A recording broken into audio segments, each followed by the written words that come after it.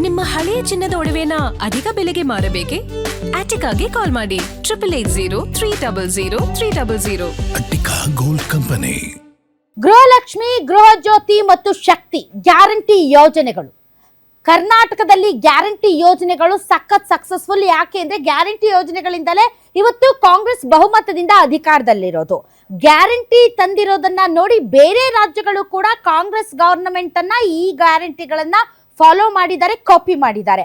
ಆದ್ರೆ ಈಗ ಡಿ.ಕೆ. ಶಿವಕುಮಾರ್ ಅವರು ಮುಖ್ಯಮಂತ್ರಿ ಆದ ಮೇಲೆ ಈ ಗ್ಯಾರಂಟಿ ಯೋಜನೆಗಳಿಗೆ ಸಂಬಂಧಪಟ್ಟಂತೆ ಸಾಕಷ್ಟು ಅನುಮಾನಗಳು ಜನರಲ್ಲಿ ಹರಿದಾಡ್ತಾ ಇದೆ. ಆ ಅನುಮಾನಗಳು ಏನು?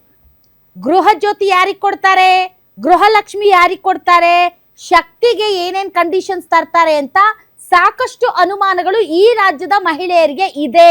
ಹಾಗಾಗಿ ಮಹಿಳೆಯರೇ, ತಾವು ಗೃಹಲಕ್ಷ್ಮಿ ಪಡಿಬೇಕಂದ್ರೆ ಏನ್ ಮಾಡ್ಬೇಕು, ಶಕ್ತಿ ಯೋಜನೆಯ ಫಲಾನುಭವಿಗಳಾಗಬೇಕಂದ್ರೆ ಏನ್ ಮಾಡಬೇಕು, ಇನ್ನು ಗೃಹ ಜ್ಯೋತಿಗೆ ಸಂಬಂಧಪಟ್ಟಂತೆ ಸರ್ಕಾರ ಯಾವ ರೀತಿಯಾದಂತ ಕಂಡೀಷನ್ ಹಾಕಿದೆ, ಎಲ್ಲ ವಿಚಾರಗಳನ್ನ ನಿಮ್ಮ ಮುಂದೆ ಇಡ್ತೀವಿ. ಆದ್ರೆ ಅದಕ್ಕಿಂತ ಮುಂಚೆ ಇವತ್ತು ರಾಜ್ಯದ ಮುಖ್ಯಮಂತ್ರಿಗಳಾದಂಥ ಡಿ.ಕೆ. ಶಿವಕುಮಾರ್ ಅವರು ಒಂದು ಬ್ರೇಕಿಂಗ್ ನ್ಯೂಸ್ ಕೊಟ್ಟಿದ್ದಾರೆ ಗ್ಯಾರಂಟಿ ಯೋಜನೆಗಳಿಗೆ ಸಂಬಂಧಪಟ್ಟಂತೆ. ನೀವು ಈ ರಾಜ್ಯದವ್ರಲ್ವಾ, ನೀವು ಬೇರೆ ರಾಜ್ಯದವರಾ? ನೀವು ತಮಿಳುನಾಡು, UP, ಬಿಹಾರು, ರಾಜಸ್ಥಾನ, ಕೇರಳ ಅಥವಾ ಆಂಧ್ರ ಪ್ರದೇಶ್ ಹೀಗೆ ಬೇರೆ ಬೇರೆ ರಾಜ್ಯದವರಾ?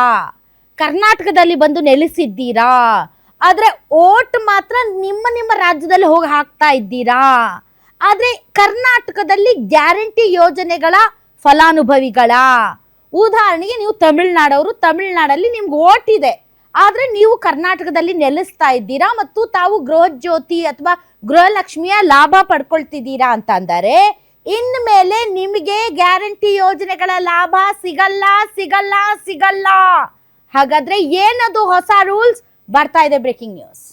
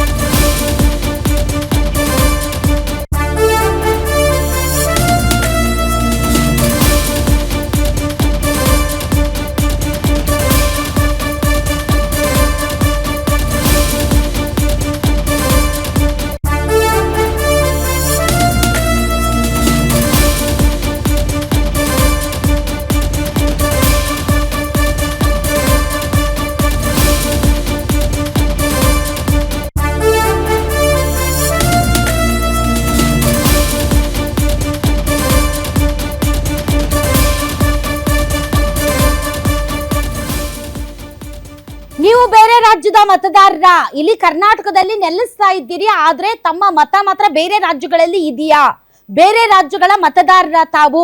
ಹಾಗಾದ್ರೆ ಇನ್ಮೇಲೆ ಗ್ಯಾರಂಟಿ ಲಾಭ ನಿಮಗೆ ಸಿಗೋದಿಲ್ಲ.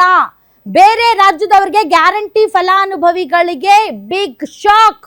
ನೀವು ಬೇರೆ ರಾಜ್ಯದ ಮತದಾರರಾಗಿದ್ದರೆ, ಉದಾಹರಣೆಗೆ ತಮಿಳುನಾಡು, ಕೇರಳ, ಆಂಧ್ರ ಅಥವಾ ಬೇರೆ ಯಾವುದೇ ರಾಜ್ಯದಲ್ಲಿ ತಾವು ಏನಾದ್ರೂ ಓಟ್ ಹಾಕ್ತಾ ಇದ್ದರೆ, ನೀವು ಇಲ್ಲೇ ನೆಲೆಸ್ತಾ ಇದ್ರೆ, ರಾಜ್ಯದಲ್ಲಿನ ಗ್ಯಾರಂಟಿ ಲಾಭ ತಾವೇನಾದ್ರೂ ಪಡ್ಕೊಳ್ತಾ ಇದ್ರೆ, ಇನ್ನು ಮುಂದೆ ಡಿ.ಕೆ. ಶಿವಕುಮಾರ್ ಸರ್ಕಾರದ ಗ್ಯಾರಂಟಿ ಸ್ಕೀಮ್ ನಿಮ್ಗೆ ಸಿಗಲ್ಲ ಸಿಗಲ್ಲ ಸಿಗಲ್ಲ.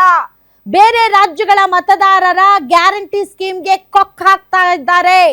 ಬೆಂಗಳೂರಿನಲ್ಲಿ ಮುಖ್ಯಮಂತ್ರಿ ಡಿ.ಕೆ. ಶಿವಕುಮಾರ್ ಈ ಹೇಳಿಕೆ ಕೊಟ್ಟಿದ್ದಾರೆ. ಗ್ಯಾರಂಟಿ ಪಡೆಯುತ್ತಿರುವವರ ವಿವರಕ್ಕಾಗಿಯೇ ನಾವು ಪರಿಷ್ಕರಣೆ ಮಾಡ್ತಾ ಇದ್ದೀವಿ.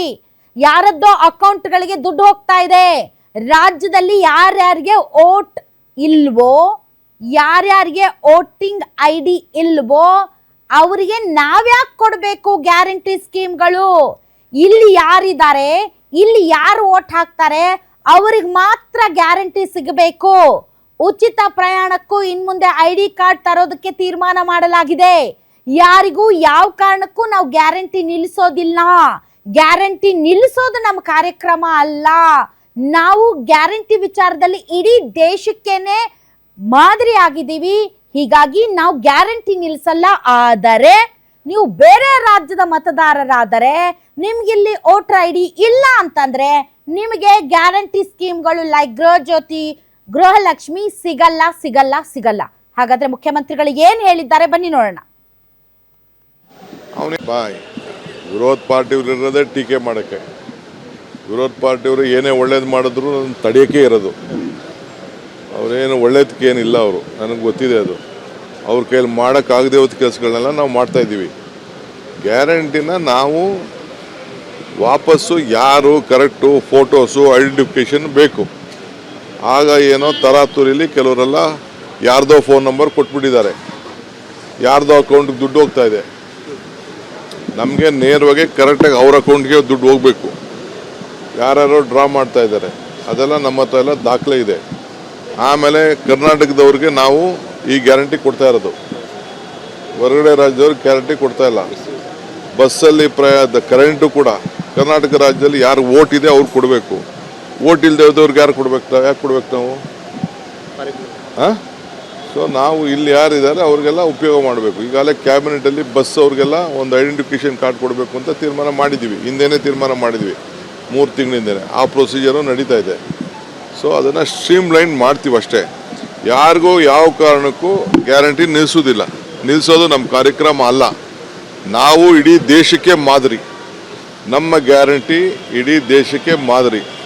ಮಹಾರಾಷ್ಟ್ರವ್ರು ತೊಗೊಂಡ್ರು, ಮಧ್ಯಪ್ರದೇಶವ್ರು ತೊಗೊಂಡ್ರು, ತಮಿಳ್ನಾಡವ್ರು ತೊಗೊಂಡ್ರು, ಆಂಧ್ರ ಪ್ರದೇಶವ್ರು ತೆಗೆದುಕೊಂಡ್ರು, ಬೇರೆ ಯಾವ್ಯಾವ ರಾಜ್ಯ ಎಲೆಕ್ಷನ್ಗೆ ಹೋಯ್ತು ಅವರೆಲ್ಲ ನಮ್ಮ ಗ್ಯಾರಂಟಿನೇ ತೆಗೆದುಕೊಂಡ್ರು. ಏಕೆ ಅಂದರೆ ಬೆಲೆಗಳೆಲ್ಲ ಗಗನಕ್ಕೆ ಹೋಯ್ತು, ಆದಾಯ ಎಲ್ಲ ಪಾತಾಳಕ್ಕೆ ಹೋಯ್ತು.